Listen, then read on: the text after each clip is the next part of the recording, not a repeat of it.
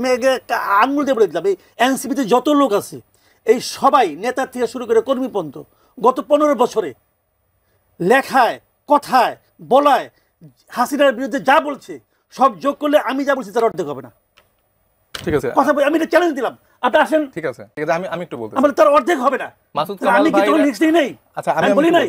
আপনি যেটা বলতেছেন যে হাসিনাকে প্রাসঙ্গিক করার মাধ্যমে আমি এ পর্যন্ত আমি আপনাকে চ্যালেঞ্জ দিয়ে বলতেছি গত 5ই আগস্টের পর থেকে হাসিনার পক্ষে আমি একটা শব্দ উচ্চারণ করছি, একটা শব্দ। আপনি গতকালকেই আপনার নিজের যে ইউটিউব চ্যানেল সেখানে আপনি বলেছেন মানবাধিকার সংস্থার উল্লেখ করে আপনি প্রসঙ্গ উল্লেখ করেছেন যে একটি নির্বাচন হতে যাচ্ছে, সেখানে আওয়ামী লীগ থাকবে কিনা এটা শিওর না, আওয়ামী লীগ ছাড়া আসলে এটা আসলে অংশগ্রহণমূলক নির্বাচন হবে কিনা সেটা আসলে সংশয়ের জায়গা আছে। এবং আপনি আরো বলেছেন না, আপনি আওয়ামী লীগের কথা বলেছেন, তো কি হইছে? আপনি তাহলে আওয়ামী লীগকে কি আপনি বৈধ করছেন? আমি কি বলছি শুনেন, কথাটা খেয়াল করেন আমি কি বলছি। এবং আপনি বলেছেন যে ইউনূস সরকার ঠিক হাসিনা সরকারের মতোই কার্যক্রম অবশ্যই করতেছে। তার মানে আপনি বলতে যাচ্ছেন যে আওয়ামী সরকার হাসিনার মতোই করতেছে। আওয়ামী লীগ যে রাজনৈতিক দল হিসেবে একটা মানে সন্ত্রাসী সংগঠন, এটাকে আপনি বৈধতা দিতে যাচ্ছেন না। ইউনূস সরকার যা করতেছে সেটা যে হাসিনার মতো আগের সরকারের মতোই হচ্ছে, এটা তো আমি বলি নাই, এটা হিউম্যান রাইটস ওয়াচ বলছে। এই যে এটাই হচ্ছে মজার ফ্যাক্ট, হিউম্যান রাইটস ওয়াচ নিজে কোনো কিছু বলছে না, পছন্দ হবে না, কিন্তু ওনার ইউটিউবে 30 মিনিট 40 মিনিট বিভিন্ন রেফারেন্স টেনে এই কথাগুলো যখন বলছে, টকশোতে যখন এই কথাগুলো বলছে ভাই আমি বলছি না, এটা হিউম্যান রাইটস বলছে, এটা অমুক সংস্থা বলছে, এটা তমুক সংস্থা বলছে, তাহলে এটা না এলে আওয়ামী লীগ না ছাড়া কিন্তু আপনার সুষ্ঠু নির্বাচন সম্ভব না, অংশগ্রহণমূলক নির্বাচন সম্ভব না। উনি যে বললেন যে উনি 17 বছরে এই তরুণদের থেকে অনেক বেশি আকারে লিখেছে, হিসাব করে দিতে পারেন, তাহলে আমার কথা হচ্ছে যে সাগর রুনির ঘটনা আপনারা জানেন, এরকম এই 17 বছরে আমি 2020 থেকে 23 সালে 270 জনের উপরে সাংবাদিকদেরকে হামলা করা হয়েছে, গ্রেফতার করা হয়েছে, গুম করা হয়েছে, খুন করা হয়েছে, আর 17 বছর হিসাবটা আরো বেশি। তাহলে মাসুদ কামালরা যদি এত বেশি মানে সরকারের সমালোচনা করে, সরকারকে আটকে ধরে, তাদেরকে কেন সরকার এত গুম খুন মানুষ হয়ে যায়, এত মানুষকে তুলে ফেলে বিরোধী মত প্রকাশের জন্য? মাসুদ কামালরা এখনো ঠিকঠাক ভাবে বসে এখন আওয়ামী লীগের বৈধতা উৎপাদন করতে পারে। আপনার মনে রাখতে হবে আওয়ামী লীগ সরকার শুধুমাত্র আওয়ামী লীগের জন্যই এতদিন মানে শাসন করতে পারেনি।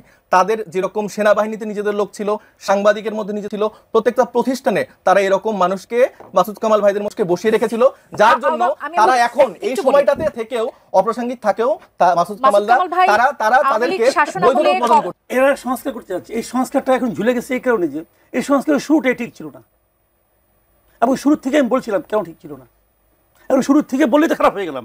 ভাই আমি শুরু থেকে বলতেছি এটা ঠিক হবে না। দেখেন এখন কি হয়েছে, আমি একটা এক্সাম্পল তো বলে খেলাম। আপনি দেখেন এখন কি হচ্ছে, এটা কীভাবে বাস্তবায়ন করবে এটা নিয়ে আলোচনা হচ্ছে। প্রথমে আবদার উঠলো যে এটাকে সংবিধানের উপরে জায়গা দিতে হবে, তারপরে আরেকটা আবদার আসলো যে এটা নিয়ে কোনো আদালতে যাওয়া যাবে না। আমি তো একটা কথা সবসময় বলি যে nothing can go unchallenged, nothing, nothing মানে নাথিং, কোনো কিছুকে আপনি আনচ্যালেঞ্জ ছাড়তে পারবেন না। আদালতে উঠানো যাবে না কেন? আদালতে সব কিছু উঠানো যাবে। আজকে থেকে 10 বছর 5 বছর পরে শেখ হাসিনা তো বলছিল এই সংবিধান চেঞ্জ করা যাবে না। সংবিধান চেঞ্জ হচ্ছে না, তার কথা অনুযায়ী হবে নাকি? তার কথা কোনো একটা ব্যক্তি বা কোনো গোষ্ঠীর কথা অনুযায়ী হবে না, জনগণের কথা অনুযায়ী হবে। জনগণের কথা আপনি বুঝবেন কিভাবে? জনগণের কথা আপনি বুঝবেন নির্বাচনের মাধ্যমে, এর আগে না। যাই হোক, এখন কি হয়েছে, এখন তারা বলতেছে যে এটা নিয়ে একটা গণভোট করবে। খুব ভালো প্রস্তাব, আমার পছন্দ হয়েছে। আমার এনসিপির যে একটা প্রস্তাব ছিল আগে একই দিনে আপনার গণপরিষদ ইলেকশন, ওইটাও আমার পছন্দের ছিল, আমি যে বহুবার বলছি আমার এটা পছন্দ ছিল। এখন তারা গণভোট করতেছে। গণভোটের ঝামেলাটা দেখেন আপনি, আমি বলি আপনাকে তাহলে বুঝবেন।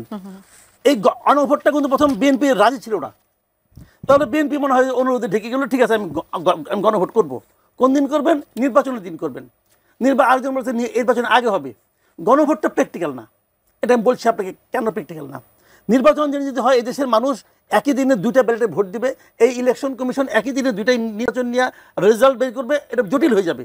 তারপরে যদি তারা পারে করুক, আমার কোনো ক্ষতি নাই। মৌলিক প্রবলেমটা কোথায়?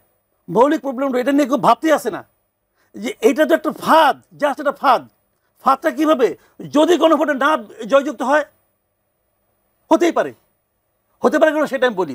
হতে পারে এই কারণে বিএনপি কিন্তু এই গণভোটে আগ্রহী না, তারা চাপের মুখে পড়ে যেন তাদের উপরে ব্লেমটা না আসে, যে ওরা চায় না।